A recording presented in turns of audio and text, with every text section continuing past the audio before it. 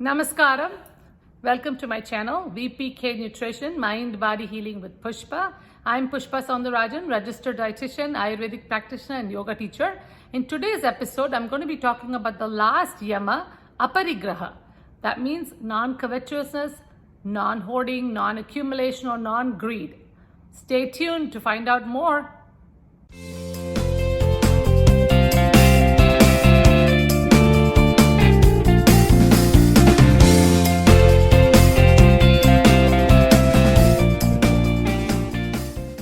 Welcome back, everyone.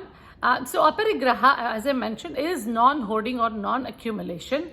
Again, this is said in a nice sutra by sage Patanjali, and here it is. Aparigraha stairye janmakatam sambodha. This is the Sutra 39. So here it means being established in non-accumulation gives knowledge of how births happen. So what does that really mean? Swami Shivananda explains it in an easier way. He says that attachment and the anxiety that goes with this attachment is an obstacle to knowledge. So think about it. And again, in our world, when you're attached to things or people, our own thoughts, ideas, beliefs, and so on and so forth, these turn out to be like a stumbling block for our own growth and our own progress. And I think we've seen that in our own lives. So what do you do about this? Again, obviously, the answer would be the opposite, which is detach from everything. And again, that is not something easy to do. So I have read this somewhere, and I thought this made a lot of sense. When you instead of detaching or thinking of it as detachment, which is kind of a negative word, we can think of it as attachment to everything equally and not expecting all of these things, external things around us, or even our own thoughts and beliefs to give us that happiness or contentment that we're looking for. So it is always, again, coming from that place of lack.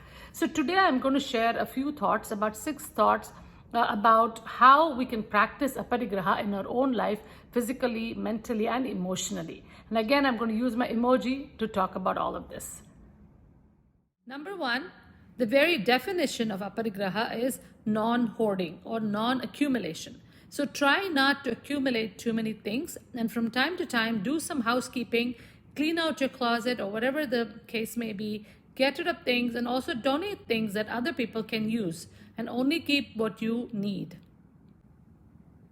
Number 2, be conscientious of our environment and our natural resources like water and electricity, and try not to overuse them to make sure everybody has enough.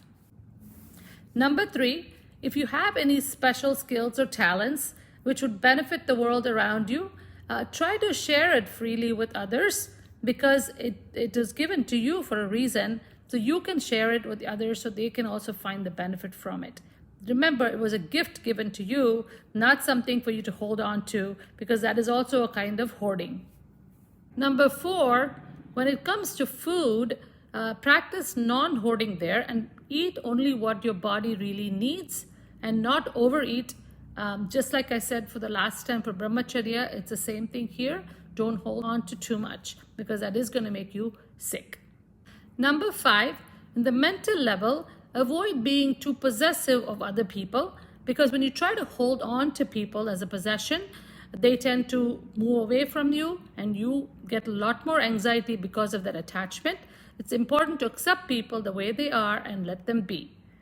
Number 6, it's important to not be too attached to only our ideas and disregarding everyone else's. It's important to recognize that other people's points have validity from their standpoint and their own experiences, and to keep an open mind. Hope you enjoyed today's episode today. Again, for practice for this week, the physical level, try to let go of some things that you've been holding on to, which you have never used or haven't been using in the last year.